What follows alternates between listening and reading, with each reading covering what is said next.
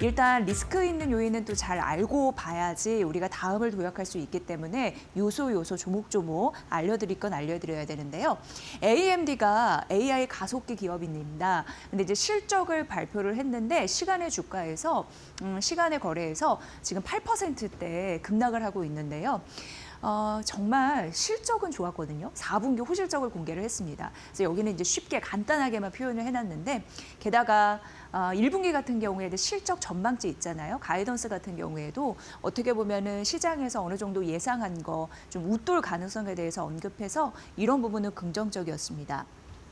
그런데 시간의 거래에서 왜 8%나 급락했나 이런 원인을 잘 보니까 지속적으로 투자자들이 앞으로 AMD가 수익을 잘 낼 수 있을지에 대한 의문 아직까지 풀리지 않은 것으로 보였다. 이게 좀 명확한 답이 아닐까 싶고요. 4분기 같은 경우에도 AI 대응을 위한 운영 비용 이런 부분 지출이 있었는데 그게 1년 사이 42% 증가를 했거든요.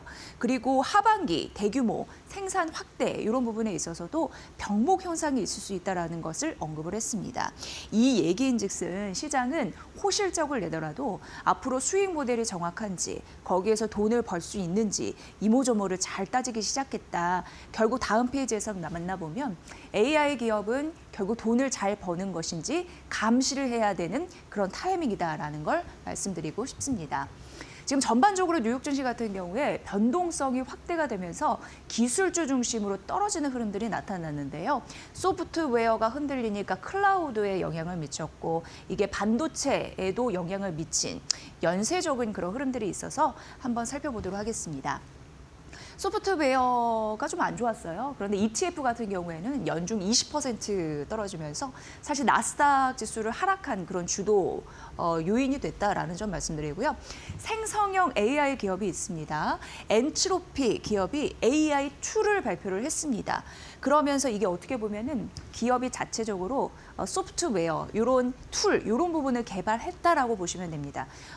그러면 생각해 보시면 다른 소프트웨어 기업 같은 경우에 중장기적으로 사업 모델이 훼손이 될 가능성이 있거든요. 이런 생성형 AI 기업들이 이런 모델을 개발해내면 앞으로 구독하고 혹은 또 자체 개발을 해주세요. 이렇게 부탁을 해야 되는 기업들이 자체적으로 스스로 모델을 이제 만들어서 쓰게 된다면 이런 필요성이 좀 많이 줄어듭니다. 그렇기 때문에 대표적인 기업들이 좀 위기감을 느낄 수가 있겠죠. 대표적으로 인투이티 같은 경우에도 10% 이상 급락하는 흐름들이 있었는데 여기가 개인이나 중소기업들, 금융 소프트웨어 이런 거 하는 기업이거든요. 그러니까 소프트웨어가 앞으로 여러 가지 기업들이 자체 툴, 이런 플랫폼을 개발하면 어떡하지? 그럼 우리의 역량이 줄어들지 않을까? 이런 위기감 때문에 떨어졌다라고 보시면 되고 클라우드는 왜 반응했을까요? 왜냐하면 클라우드의 또 핵심 고객사는 소프트웨어입니다. 이 기업들인데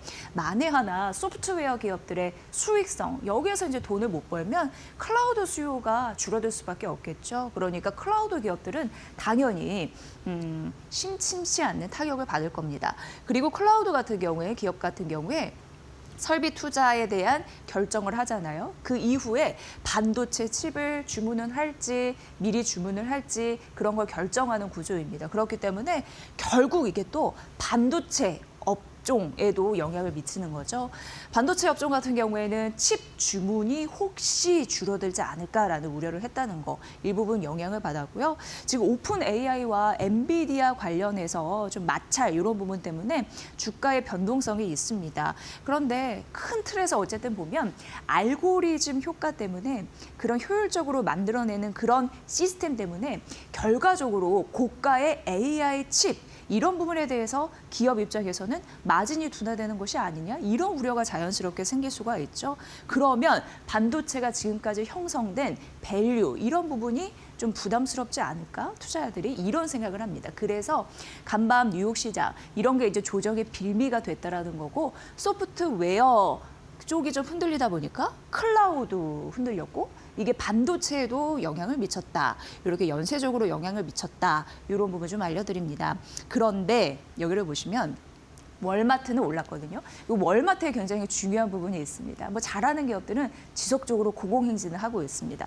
미국 소매업체 최초로 시총 1조 달러를 넘어선 기업을 토했습니다. 근데 여기에 원리가 있어요. AI 에이전트. 요거를 잘 활용했기 때문에 수익성에 보탬이 되고 있는 상황인데요. 그러면서 수익을 창출하고 있습니다. 그러니까 AI 시대는 결국 돈을 버는 기업들은 쭉 가는 거고 돈을 왠지 못 벌 것 같고 경쟁력이 후퇴될 것 같다라는 리스크가 있는 기업들은 자연적으로 투자자들이 멀리하는 흐름들이 지속적으로 관찰이 되고 있다는 거 굉장히 중요한 특징이 되겠습니다. 그래서 AI는 예전에 기대로 다 같이 올랐다면 이제는 절대 아니다. 실적 중심 이런 부분 중요하고 AI를 기업들이 어떻게 활용하는지 그 부분을 투자자들은 반드시 봐야 된다라는 메시지 중요한 뉴욕 시장의 핵심 되겠습니다. 그동안 좀 떨어졌던 이 수페타시스가 오늘 고개를 들더라고요. 근데 마침 하나증권에서 매수 리포트가 나왔습니다. 그러면서 목표 주가 16만 원으로 상향 조정이 됐는데요. 이 고객사내 점유율 이런 부분에서 사실 그동안 주가가 고점 대비해서 쭉 떨어진 게 이런 우려감이 있었는데 하나증권에서는 괜찮다. 견주한 수준을 유지할 것이다. 이렇게 언급을 했습니다. 그리고 하반기에 이게 이제 중요한 그런 효자가 될 텐데 다중적층이라고 해서 MLB 이거 이제 기판이잖아요. 하반기 같은 경우에는 공급 부족이 심화되지 않을까라는 전망이 나오고 있다라는 거 좀 특징적이고요.